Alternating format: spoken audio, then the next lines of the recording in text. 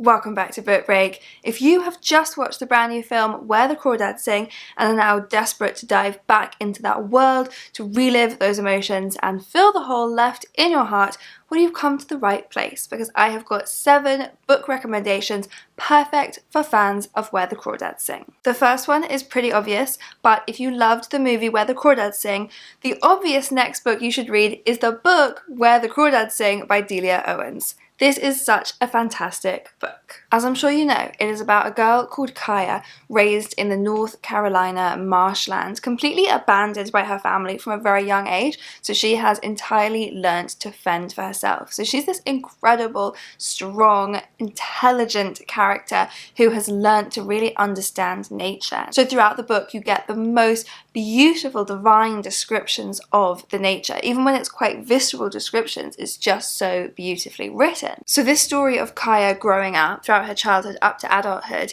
is spliced with these flash forwards throughout the book. We constantly keep getting little jumps forward to late 1969 when a handsome young man from the town has been found murdered. And Kaya, this mysterious marsh girl, is the first person that everyone points fingers at. So the book is such an amazing combination of, on the one hand, this kind of slow, gentle, lovely description of a girl growing up in the wilderness, about community, the community that she is exiled from, but then also the community that she develops for herself. But then also at the centre of the book is this really tense, really gripping mystery. And as the book goes on, this court case that we keep getting hints of becomes increasingly central to the story, and it is such a page turner. So what could possibly match this? I shall tell you. I'm slightly cheating with this next one because I'm bundling a bunch of books into one. It's really an author that I want to recommend to you, and that author is Kristin Hannah. I have got 2 of her books with me here, but really I could have recommended any of them to fit this theme. Kristin Hannah checks all of the boxes. She writes these strong female characters who have to go through incredibly tough times, who are really, really resilient. She sets her books in different places in America, so the 2 that I'm holding here get these different rural settings. Let me tell you what these are about. The Four Winds is set during the Dust Bowl era, so it is in 1934 in Texas, and a woman called Elsa has finally found her dream life. She's got this family, they live on a farm on the Great Plains, but then drought hits. Elsa's husband is the first to flee, and so Elsa is then left to make this really, really difficult decision.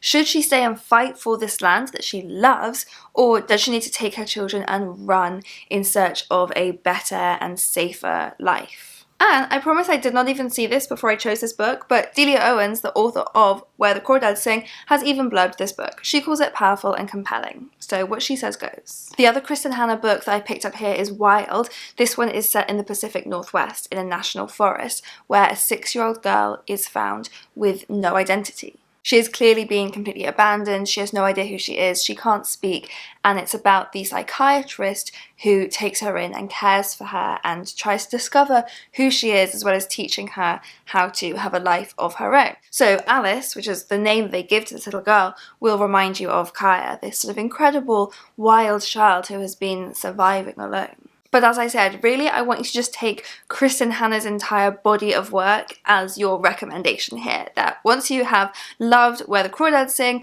Kristin Hannah is the next author that you should turn to. In fact, if you want to hear more about Kristin Hannah, I did actually make a whole author spotlight video about just her and her back catalogue, so I will link to that below if you want to go check it out. My next recommendation is The Marsh King's Daughter by Dion. This was such a dark, gripping book. It's about a woman called Helena who seems to have a totally normal life and family, but nobody, not even her husband, knows the real secret of her past. Her father was the infamous Marsh King, a man who kidnapped a teenager and kept her in captivity for years, even producing a daughter, Helena. So Helena was raised in this remote cabin on the marshlands, and she loved her father. He taught her how to survive in the wilderness, even as she started to realise quite how brutal he could be. Now in the present day, the Marsh King has escaped from prison. He killed 2 guards and has escaped, and no one can track him down.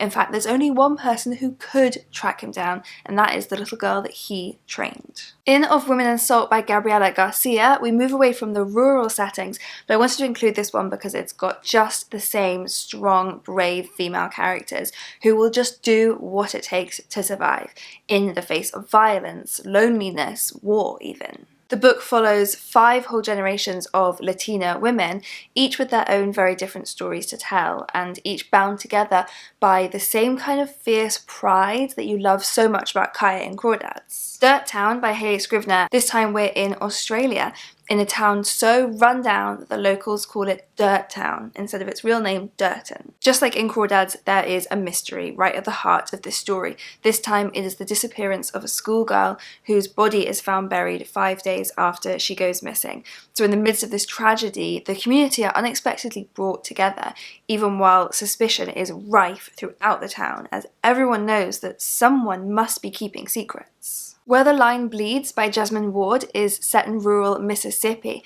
This is about a set of twins raised by their blind grandmother and a large extended family. It's set after Hurricane Katrina, and in the aftermath, these twins find it very hard after high school to get jobs and begin their lives, and so one of them, Christoph, begins this downward spiral, which leads to a shocking confrontation. And finally, The Girls in the Stilt House by Kelly Mustian is another one set in rural Mississippi, but this time in the 1920s, and it's about 2 teenage girls brought together by a murder.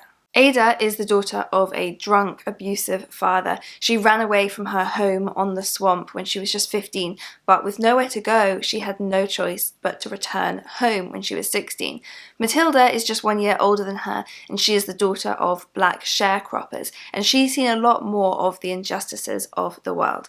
But one night, these 2 girls with different backgrounds both witness a murder, and they end up being drawn deeper and deeper into this dark, immoral world. If you have any more recommendations of books that you think are similar to Where the Crawdads Sing, please do put them in the comments below, because I am desperate for more recommendations to read more books like these. I would also love to know what you thought of the movie Where the Crawdads Sing. If you were already a fan of the book, do you think the film did it justice? Again, let me know in the comments, let's chat about it.